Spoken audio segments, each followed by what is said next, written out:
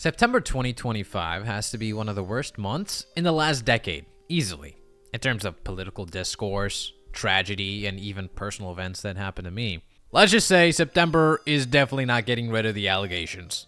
Isn't that right, Mr. Bush? September? Oh, what's a September? I haven't even heard of that before. Anyway, watch this drive. Perhaps this is not a good time to make jokes, especially everything that happened. Charlie Kirk was assassinated about 2 weeks ago, and I'll be honest, I'm still not over it. I don't think I'll ever be, and I think that sentiment is shared by many people.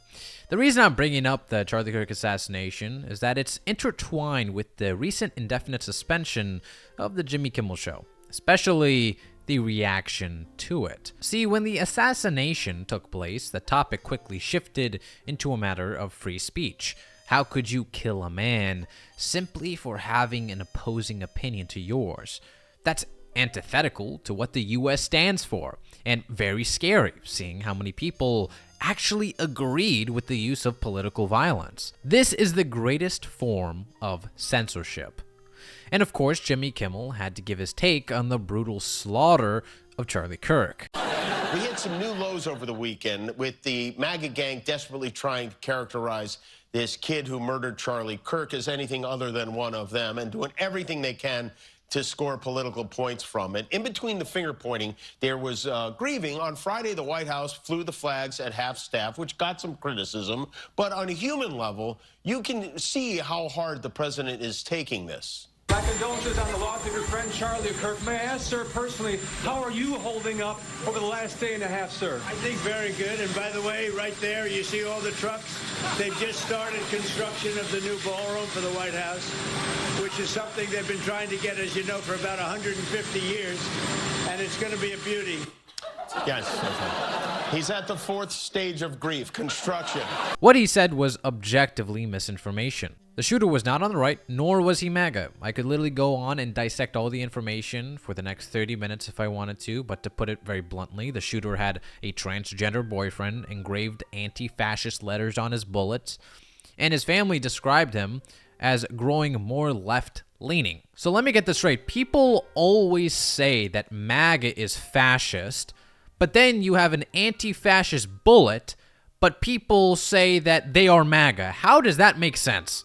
And the most compelling piece of evidence is that if there is a political assassination, the odds that the shooter is on the opposite side of the political spectrum are extremely high, since the media and political discourse teaches everyone to demonize the other side. But due to the statements made by Jimmy Kimmel, his show was soon indefinitely suspended by ABC, the company that owns the Jimmy Kimmel show. And immediately, some people on the left used this as an opportunity to blame the right for cancel culture and for being hypocritical, since they always opposed it. In my opinion, I think this was a reactionary response to the Charlie Kirk assassination. Now the same free speech argument that the right used when he was killed is now being used by the left as some sort of revenge, as an I gotcha moment. But furthermore, they were accusing the government of actively censoring Jimmy Kimmel like an authoritarian fascist regime. But is this true? Was the government involved in firing Jimmy Kimmel? Well, the answer is no.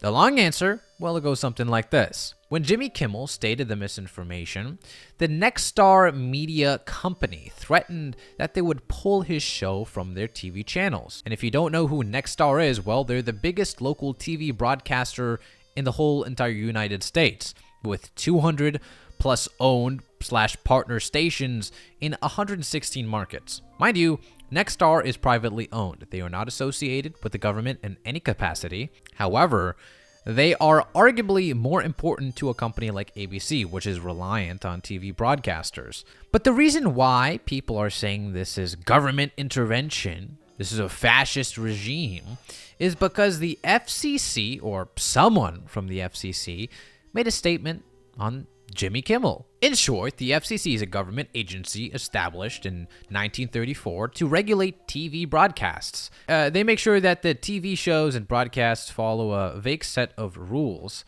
so people don't turn on the channel one day and see a Mexican cartel video of somebody getting decapitated. However, one thing that the FCC cannot regulate is media bias. So when Jimmy Kimmel decided to spread the disinformation about the shooter's political affiliation, the FCC cannot simply step in and shut down the program. So when the chairman of the FCC went on the Benny Johnson show and said, quote, "We can do this the easy way or the hard way. These companies can find ways to take action on Jimmy Kimmel, or there's going to be additional work for the FCC ahead. They have a license granted by us at the FCC, and that comes with an obligation to operate in the public interest. If there are local TV stations that don't think that running that programming does it, then they have every right under the law in their contracts to preempt it." So these two remarks is what led many people to rise up and say, "This is democracy manifest. What was the charge? Using the First Amendment? The succulent First Amendment?" Have a look at the headlock here. See that chap over there? Get your hand off my penis! First of all, we need to understand that this wasn't an official statement or threat by the FCC. This was just the chairman giving his opinion on the matter and why he thinks that what Jimmy Kimmel said does not serve public interest, which is a fair argument, but I do have a problem with the fact that he said the FCC will have to do additional work if the broadcasting companies do nothing about it. So he's heavily insinuating that if nothing happens, he would get involved in some sort of capacity. However, legally, he can't do shit about it. And even for a company like ABC or Disney, they have nothing to worry about this vague threat because realistically, they're completely protected by the First Amendment. So I agree, the FCC chairman is a complete retard who has no knowledge of how this works and shouldn't have said it. And it looks like in his second statement, he realizes this and backtracks his stance by saying, well, if the broadcasting company like Nexstar has a problem with this, then they have every right to remove the show from their TV programs, which is objectively true. Nexstar does have the authority because they are a privately owned company and get to decide their own policies and rules. So effectively, the FCC in this case is useless. They can't do anything, and they themselves never made an official statement or official threat to ABC or any company for that matter. The only statement came from a podcast with the chairman giving his opinion, being retarded, allowing his emotions to get the best of him, and issuing a vague threat even though he has no authority to do so. Meaning this whole argument that the government is intervening is just ridiculously misleading. It's Disney/ABC versus the Nexstar Media Group. And you know what? ABC didn't even put up a fight, which means ABC didn't care about Jimmy Kimmel's show. And this is the point that I don't see many people making. Do you honestly think that if Jimmy Kimmel's show was actually profitable, ABC wouldn't do damage control, issue an apology, and come to some sort of resolution with Nexstar to keep him on the program? Yes, they absolutely would. And the fact that they didn't even put up a fight leads me to believe this was simply the straw that broke the camel's back. I mean, just look at the graph. Colbert's show is going to end in 2026, and it's objectively way more popular than, Jimmy Kimmel, Jimmy Fallon, or any of them. Why? Because CBS is investing too much and not getting enough in return. And then you have Jimmy Fallon and Kimmel under him. So if they do one wrong move or get themselves involved in any sort of drama, ABC can use this as justification to shut them down. The reason Colbert was first to go was that he was losing the most money, a net loss of $40 million a year. It's just too much of a liability for CBS. The reason why Jimmy Kimmel is now suspended is that ABC is barely breaking even. And now that he has gotten himself involved in drama, it gives them justification. And the only reason Fallon isn't gone is that he's relatively neutral and rarely gets himself involved in any drama. But even he is hanging on by a thread because he's not profitable as well. This has nothing to do with the government dictating what you can and cannot say. This all comes down to money. And the quicker people realize this, the better. And the one thing I cannot stand is the hypocrisy. There were many people who were blaming the right and saying they were against freedom of speech, including Jimmy Kimmel, who was visibly angry about what happened to him. But Kimmel, did you stand up for everyone else who got fired from their job? The biggest story of the day today was Roseanne. Roseanne, you're not going to believe this, but she tweeted something outrageous. I know, yeah, right. The president did it too. It's crazy. Anyway, ABC decided to cancel their highest-rated show, Roseanne, following following a tweet in which Roseanne compared an African-American woman, a former advisor to President Obama, to an ape, which did not sit well with ABC management or anyone with a brain, really. So they announced that this first season of the show is also its last, which is a huge blow to business. I mean, we don't have much on this network. We're hoping the NBA Finals goes 11 games this year. We're still airing America's Funniest Home Videos, okay?